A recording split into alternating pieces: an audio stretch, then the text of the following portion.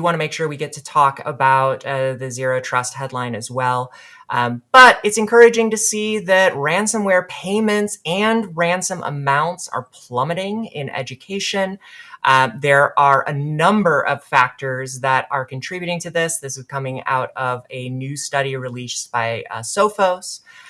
Finding that ransom demands have dropped by 74% in lower education and 80% for higher education. But wait, there's more, because payments have gone down even more, an 88% decrease in lower education.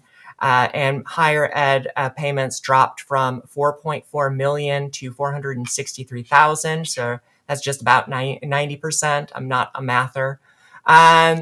But another factor is that education, which I think traditionally is a industry that folks would not have had towards the top of their list of attractive targets, has gotten serious about preventative and responsive security measures in place. We're seeing faster recovery times, lower recovery costs because more protections are in place. A high rate of data recovery success. 97% of providers with encrypted data were able to recover it. You compare that against kind of the broader stat of something like 80 to 90% of backup plans are not tested before they need to be used. Like, this is a notable overperformance versus the broader security landscape.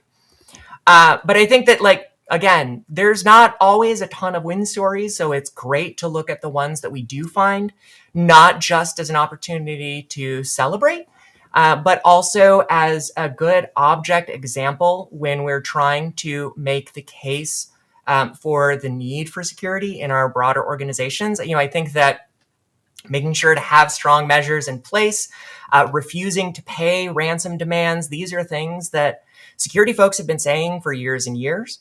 But it's harder for making that case when leadership is like, security costs have to stay flat or go down, or, well, we're offline and parents and administrators are calling and yelling at us, so just pay it so we can get back online. It's good to have some examples that are showing, no, doing the harder in the moment thing can pay dividends in time. And we're seeing it have an impact, not just, in an isolated instance, but across education as a whole. So any ideas or thoughts on kind of how admins and analysts can convey that importance to their leadership? I think having some stories like this in your back pocket is going to be a good option, because I think that it's much easier for people to understand less intuitive things if they have a concrete example to look at. But what are some other methods or tactics? Yeah, I think that's like the big thing, right? Like, security is hard. Security can be expensive. I think that it comes down to not just really, if we echo back to just one story above, like, security is everybody's job. It is tough though when, especially I'm assuming for lower education, where you have, actual kids who are computer savvy, technology savvy, but not necessarily security savvy. Like, it can be hard to manage all those things. I think that seeing this story and seeing maybe the models where I think there are schools are starting to, and school systems in general, are starting to band together and use like combined purchasing power, which is also another strategy. Like, if you're in a school system and you're able to do that, fantastic. Leverage that as a collective buying power to argue for lower rates. That way you can reduce that cost, and then it can get leadership more on board.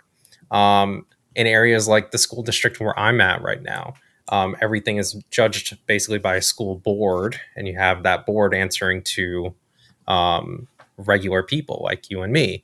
So it can be really hard to find one experts in the area as well. So try and expand your networks to be able to include more people as well in those conversations.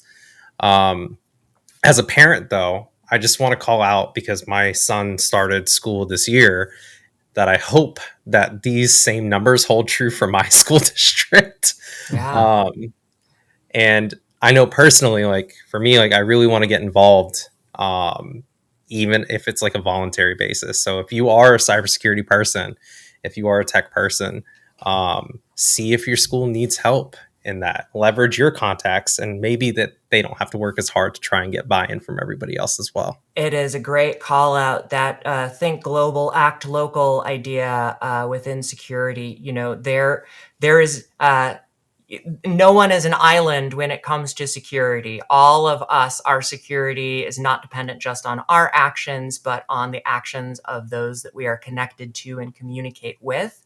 So if the altruism of helping to keep children and families' information safe is not sufficient, consider too that doing that local level of education and assistance for folks that may not have that skill set natively has a cumulative communal beneficial impact too. Yeah. And there are so many examples now in the news as far as like conveying this to leadership. Huge companies, small companies, local governments, police departments, things like that, that have been bankrupted by ransomware. So if your leadership hasn't seen these examples, maybe it's worth writing up a little report based on the field that your company is in, and say, hey, look at these. They didn't make it through this. I also wanted to comment on the reduction of these ransomware, whether it be the ransomware attack or the fee or whatever. Even just 10 years ago, networks were generally like pretty flat. So once ransomware got in, it was like detrimental to the network. So now I think over time, we're seeing people just get better and better at hardening their network, which may constitute for the reduction. I hope that's the case. But it's just really great to see that people are just getting good at this stuff. It's really awesome. Yeah, agreed. And there was one last thing too that you brought up and kind of touched on, Nick, too. People are getting better at this stuff, and that was evident in the data too. A large portion of the reason why this happened is people got better at detecting earlier and responding to earlier. Mm-hmm. And I think that's something that not just the education sector can take as a lesson learned and a good pat on their back for the work that they've been doing there, but that's something that we should, in every other vertical, be looking at to emulate. Early detection, early response, and a layered approach are some of the best things that you can do. Yeah.